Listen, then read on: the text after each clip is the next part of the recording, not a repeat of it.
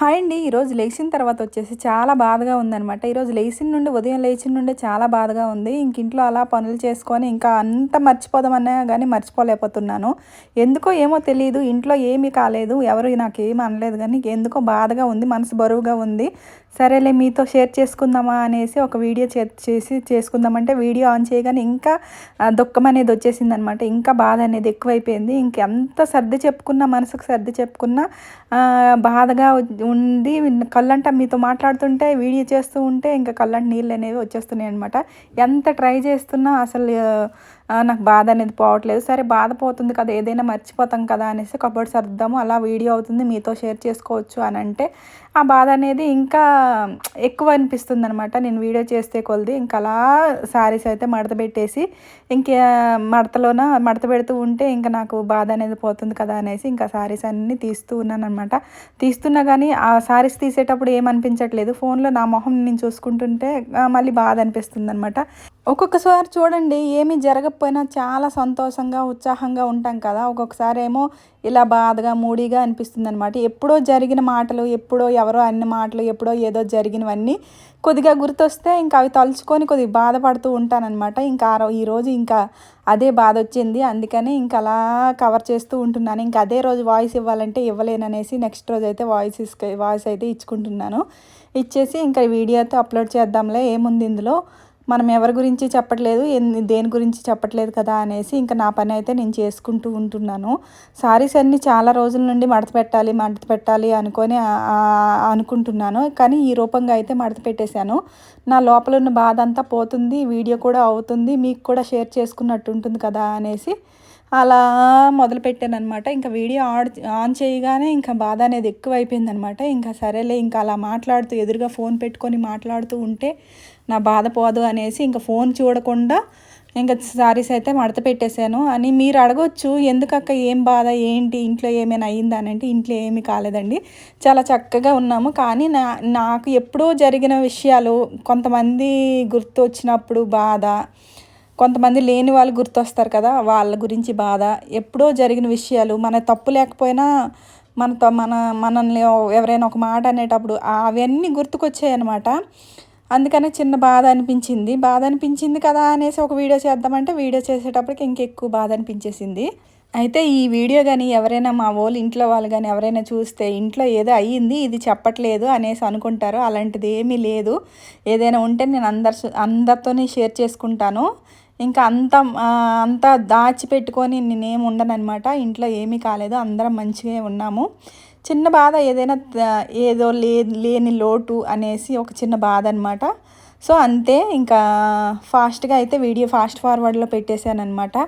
నేను అంటే నా బాధకు కారణము నేను ఒకటే చెప్పదలుచుకుంటున్నాను అనమాట. ఏంటి అంటే, మనం ఇప్పుడు ఎవరికైనా ఏదైనా మంచి గురించే చెప్తాం కదా, ఇప్పుడు ఎవరికైనా ఇప్పుడు అది వాళ్ళు చేస్తాము అంటే మనం మంచి గురించే చెప్తాం. అది మంచిగా చెయ్యొచ్చా లేదా అనేసి మంచిగా చెప్తాం కదా, కానీ వాళ్ళ దృష్టిలో మనం బ్యాడ్ అయిపోతాం అనమాట. అదొకటి నేను తెలుసుకున్నాను. ఎందుకు మనం వాళ్ళకి మంచి చెప్పి మనం వాళ్ళ దృష్టిలో బ్యాడ్ అవ్వడం ఎందుకు అని కొంచెం తలుచుకొని బాధపడుతూ ఉన్నాను అనమాట. సో అంతే, కొంచెం బాధ అంతే, ఇంకేమీ లేదు. నన్ను ఎవరు తిట్టలేదు, ఎవరు కొట్టలేదు, అంతా మంచిగా ఉందనమాట. సో మీకు కూడా ఎప్పుడైనా అలా జరిగిందా ఏంటి అనేది కామెంట్ చేయండి. మంచిగా వెళ్ళినా కానీ చెడు ఎదురవుతుంది అంటారు చూసావా, అలా అనమాట. ఎవరైనా ఇప్పుడు ఏదైనా చేస్తాం అనుకుంటే వాళ్ళు చెయ్యకపోయినా చేసినా అది చెయ్యండి, లేదంటే అది చేస్తామన్నప్పుడు అది చెయ్యకండి అని చెప్తాం చూడండి. వాళ్ళకి అది ఇష్టం లేనప్పుడు వాళ్ళ దృష్టిలో మనం బ్యాడ్ అయిపోతాము. వాళ్ళ దృష్టిలో మనం చెడ్డ మనిషిగా మిగిలిపోతాం అనమాట. అదొకటేని.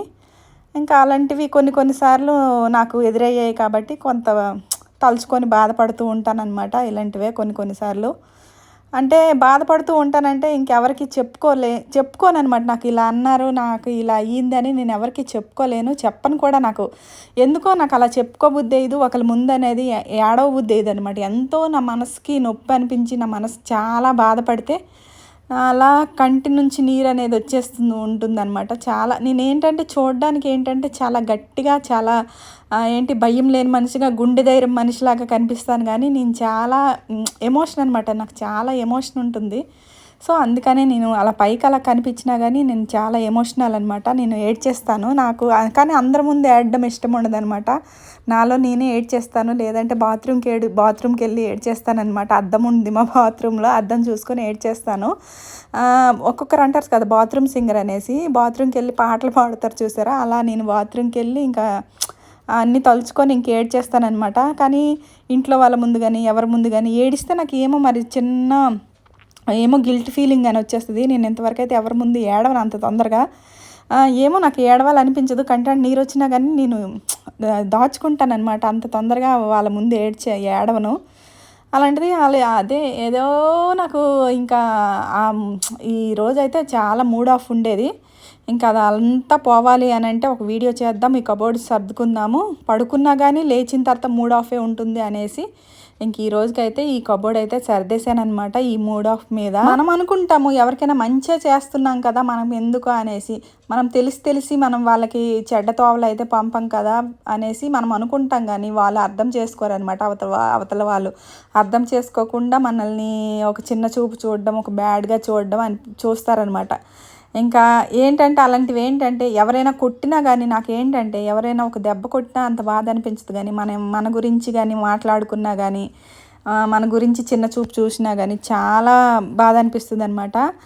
ఇంకా ఏంటంటే ఎందుకు వాళ్ళని నాకేంటంటే ఇప్పుడు అనిపిస్తుంది, ఎందుకు చెప్పడం, ఎందుకు వాళ్ళతో బ్యాడ్ అనిపించుకోవడం, ఎందుకు మాటలు కాయడం ఎందుకు అనేసి ఇప్పుడు అనిపిస్తుంది. కానీ ఇంకొకసారి చెప్పొద్దులే, ఇంకొకసారి వాళ్ళ ఎవరికైనా ఇలా చేయొద్దులే అని అనిపిస్తుంది అనమాట.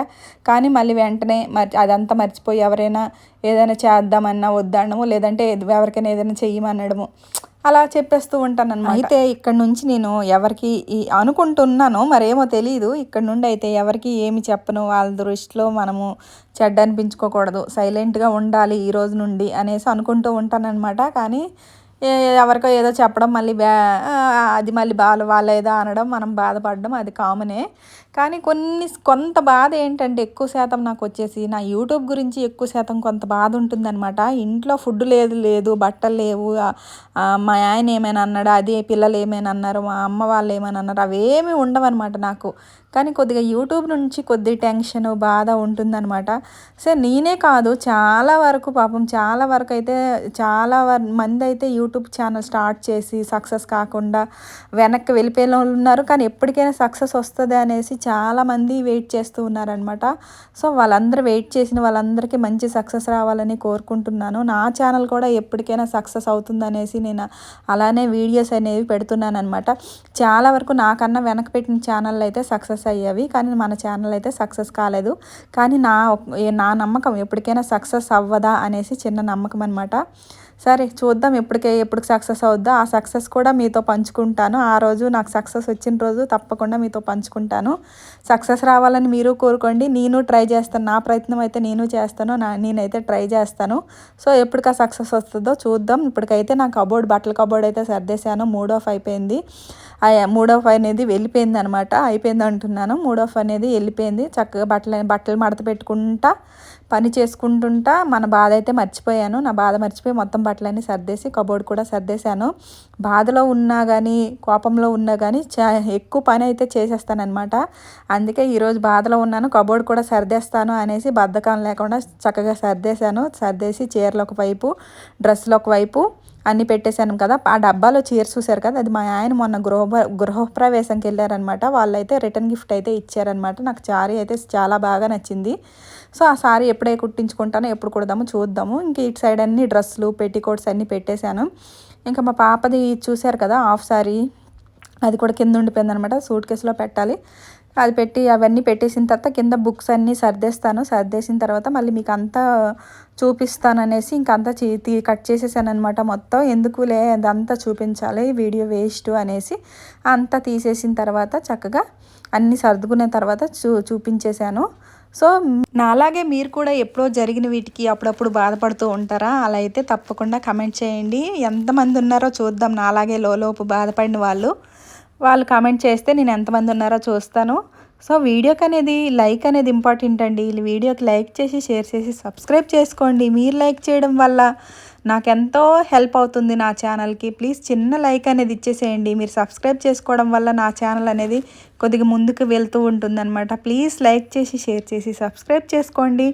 సో ఇందులో నా చీరలు అయితే చూశారు కదా, నా చీరల్లో మీకేది అనిపించింది, నాకేది బాగుంటుందో అనేది, మీకేది నచ్చిందో నాకేది బాగుంటుందో అనేది కమెంట్ చేయండి. అందులో ఎక్కువ శాతం ఏ కలర్స్ ఎక్కువ ఉన్నాయి అనేది అది కూడా కమెంట్ చేయండి. సో కబోర్డ్ అంతా సర్దేసి బుక్లు కూడా సర్దేశాను. ఒక సైడ్ డ్రెస్లో ఒక సైడ్ అయితే సారీస్ అయితే పెట్టేశాను అనమాట. సో తప్పకుండా అడిగినట్టు ఒక లైక్ అయితే ఇచ్చేసేయండి. ప్లీజ్ ఛానల్ని సబ్స్క్రైబ్ చేసుకోండి. మళ్ళీ ఇంకొక వీడియో చేసేటప్పుడు మళ్ళీ తప్పకుండా కలుసుకుందాం. అప్పటి వరకు అయితే మన షార్ట్ వీడియోస్కి లైక్ చేయండి. Bye bye.